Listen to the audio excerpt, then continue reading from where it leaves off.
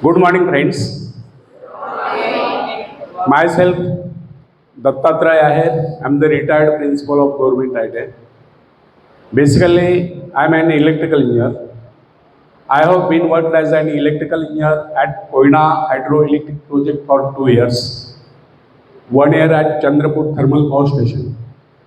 Then after I joined to Government Technical College and worked as a lecturer for 13 years.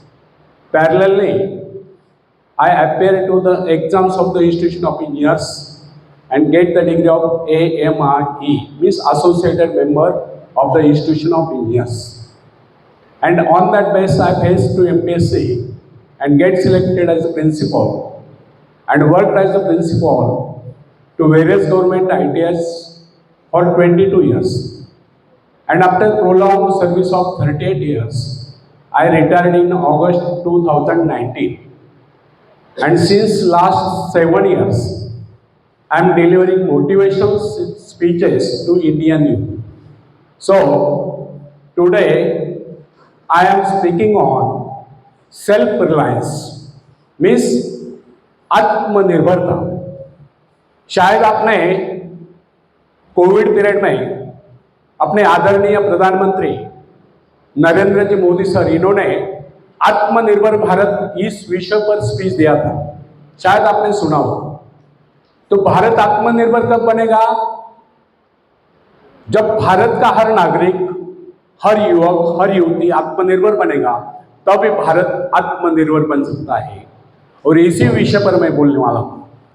तो friends, आत्मनिर्भर बनने की क्षमता वास्तव में हर व्यक्ति में होती है, परंतु बहुत ही कम कैसे होते हैं जिन्हें अपने ऊपर विश्वास हो.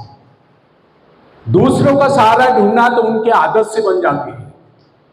यह बात हमें कभी नहीं भूलनी चाहिए. दूसरों के सहारे चलना तो बड़ा आसान है, किंतु इससे हमारी रही सही शक्ति क्षीण हो जाती है.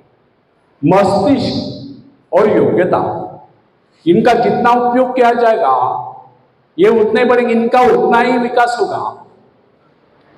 एक विडंबना है कि अपने आप कुछ करने की बात तो जैसे इन लोगों के मन में आती नहीं.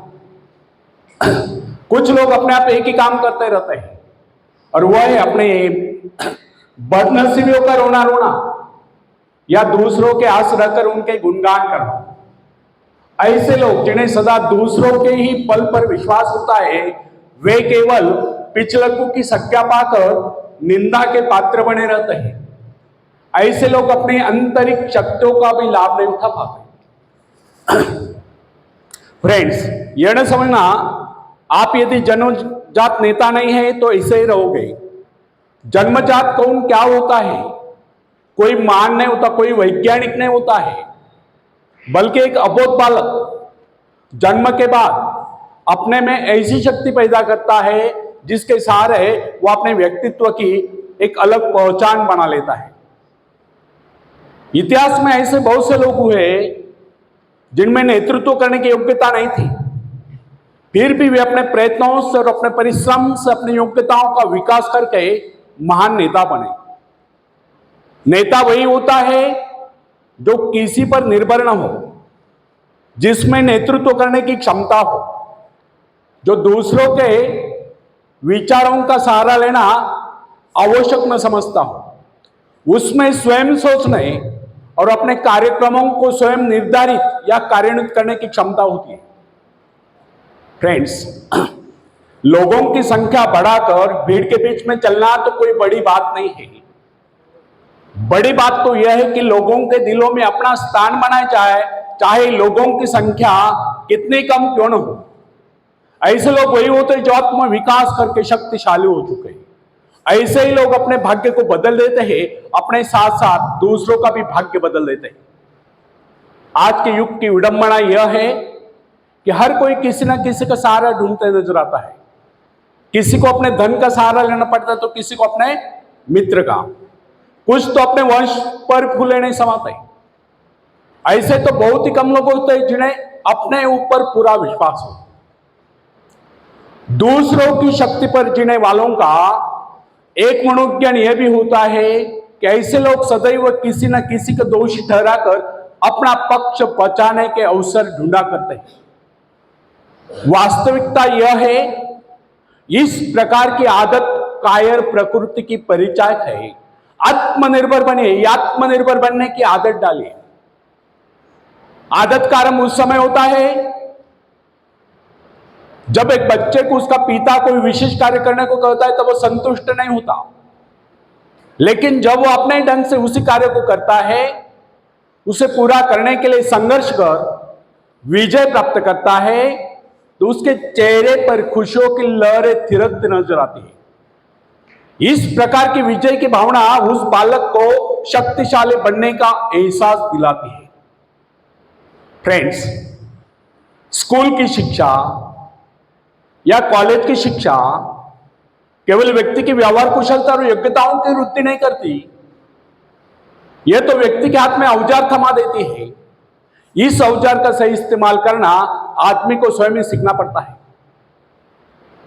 हेनरी वार्ड विचर अपने समय के एक महान विचारक अपने बारे में कथा सुनाया करता था। जब मैं बच्चा था तब मुझे किसी तरह से आत्मविश्वास की शिक्षा दी गई। मुझे ब्लैक बोर्ड के पास भेजा जाता था। मुझ में शंका और संदेह होने का रोग था। मेरे टीचर मुझे बार बार कहते, इस पाठ को अवश्य पढ़ेगा। उनके स्वर में काफी क्रोध हुआ करता था। उनका यही कहना था कि हमें केवल प्रश्नों के उत्तर चाहिए। यद्यपि उन शिक्षकों का यह व्यवहार कठोर ही प्रतीत होता था, किंतु इतने सारे बच्चों को सीधी राह पर लाने के लिए उनका यह व्यवहार उचित ही था। और इस व्यवहार का ही नतीजा था कि 1 मास से भी कम समय में, विदिन ए मंथ, मैं उन सभी सवालों के जवाब निकलने लगा जो मुझे सबसे कठिन लगता था। एक दिन मुझे ब्लैक बोर्ड पर एक सवाल हल करने को कहा गया। जैसे मैंने सवाल कॉल किया, टीचर बड़े कठोर अंदाज में बोले, बिल्कुल करो। अब मेरे पश्चात उन्होंने किसी दूसरे छात्र को बुलाकर उसी सवाल कॉल करने को कहा। उसने उसी तरीके से सवाल कॉल किया जिस तरीके से मैंने किया था। मेरा उसका जवाब भी एक था। फिर टीचर उसकी पीठ थपथपाकर बोले, शाबाश, तू तो इस सवाल कॉल करने में सफल हो गया। अब मुझसे रहा ना गए, मैंने तुरंत ही खड़े होकर पूछा, सर, यदि इसका और मेरा जवाब एक है, सुलझाने का तरीका एक है, फिर आपने मुझे डांट कर गलत क्यों कहा? तब टीचर बोले, यह बात तूने पहले क्यों नहीं कही जब मैंने तुझे गलत कहा? फ्रेंड्स, केवल पाठ को याद करने से कोई मतलब नहीं। हमारे भीतर यह दृढ़ विश्वास होना चाहिए कि जो कुछ हमने याद किया उसे कोई काट नहीं सकता। इसे ही आत्मविश्वास कहते हैं। और जिनमें ये आत्मविश्वास होता है वही तर्क दे सकता है, वही बहस यानी कि चर्चा कर सकता है। लेकिन जिसे स्वयं अपने ऊपर ही विश्वास न हो, वो क्या तर्क करेगा? उसके तो अच्छे कार्यों को भी अगर हमने गलत कहा तो उसे यही समझ लेना होगा, हो सकता है वो गलत ही हो। फ्रेंड्स, मनुष्य को भ्रम होता है कि अकेले काम करने से अच्छा किसी दूसरों की सहायता लेकर काम करना होता है। लेकिन अपने ऊपर विश्वास करके पूरी लगन से अगर कार्य को किया जाए तो उसमें सफल होने की आशा दोगुनी हो जाती है। हर महत्वाकांक्षा का अर्थ होता है अपनी शक्तियों का परीक्षण करना, लेकिन दूसरों की नकल करना, दूसरों पर निर्भर रहने से व्यक्ति में दुर्बलता ही तो आती है। शक्ति तो हमारे स्वयं के मेहनत करने से आती है। अखाड़े के पास बैठकर हम अपने शरीर को शक्तिशाली नहीं बना सकते, या दूरदर्शन पर एक्सरसाइज प्रोग्राम देखकर हम अपने शरीर को तंदुरुस्त नहीं बना सकते। इसके लिए हमें स्वयं ही व्यायाम करना होगा, स्वयं एक्सरसाइज करनी होगी। फ्रेंड्स, यदि आप जीवन में सफलता चाहते हैं तो इसके लिए आपको स्वयं ही प्रयास करना होगा, स्वयं ही उस रास्ते पर चलना होगा जो आपको उन्नति की ओर ले जाता है। और वह रास्ता है आत्मविश्वास का। अपनी शक्ति को पहचान कर आप सफलता प्राप्त कर सकते हैं, या अपनी योग्यताओं को बढ़ाकर आप सफलता प्राप्त कर सकते हैं। मगर यदि आप यह सोचते होंगे कि संसार में कोई दूसरा व्यक्ति काम कर रहे और सफलता हमें प्राप्त हो, तो ऐसे कैसे हो सकता है? जो लोग बच्चों को इस प्रकार जीवन क्षेत्र में उतरना चाहते हैं कि वे बिना किसी संघर्ष के, बिना कोई कष्ट उठाए आगे बढ़े, तो वे उनकी राह में कांटे बिछाते हैं। संतान को ऐसा बनाना कि वह किसी भी प्रकार के संघर्ष का सामना करने में अयोग्य हो, तो इसका सीधा अर्थ यह हुआ कि वे लोग अपनी संतान का भविष्य शुरू से बिगाड़ रहे हैं। संतान को सुख और ऐश के झूले में झुलाने वाले मां बाप संतान के सबसे बड़े दुश्मन होते हैं। दूसरों की तो छोड़ो, उसे स्वयं को पहुंचाने की जहमत या स्वयं को पहुंचाने के कष्ट भी उठाने नहीं देते। बच्चों को भी समझना चाहिए, स्वर्ग जाने के इच्छुक को स्वयं ही मरना पड़ता है। स्वर्ग वही जाएगा जो मरेगा, दूसरा कोई नहीं जा सकता। इसी प्रकार जीवन का सच्चा आनंद वही पाएगा जो अपनी आत्मा की शक्ति को पहुंचानेगा। फ्रेंड्स, यदि आप किसी कार्य में कामयाबी चाहते हो, सफलता चाहते हो, तो उसके पीछे अपनी पूरी शक्ति लगा देना। नवयुवकों का या नवयुवतियों का स्वभाव होता है सड़ना, सीखना, अनुसरण करना।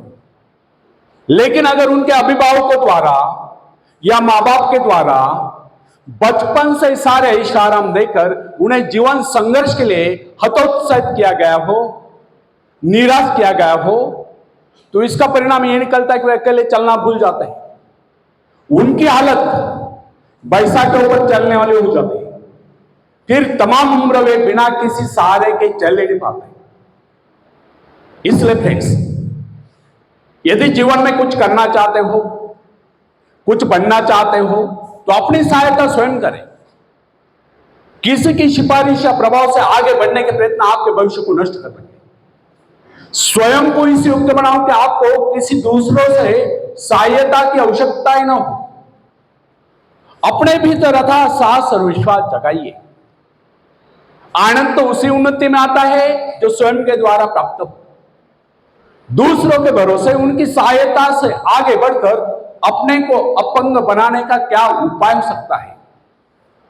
इससे तो मनुष्य की अपनी सारी शक्तियां दम तोड़ देती है, अपनी बुद्धि कुंद हो जाती है।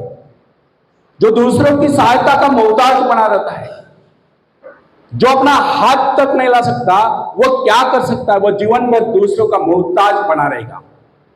ना उनमें आत्मविश्वास आता है, ना वे स्वयं के भरोसे आगे बढ़ पाते हैं। उनका तो भविष्य ही अंधकारमय होता है। धन्यवाद।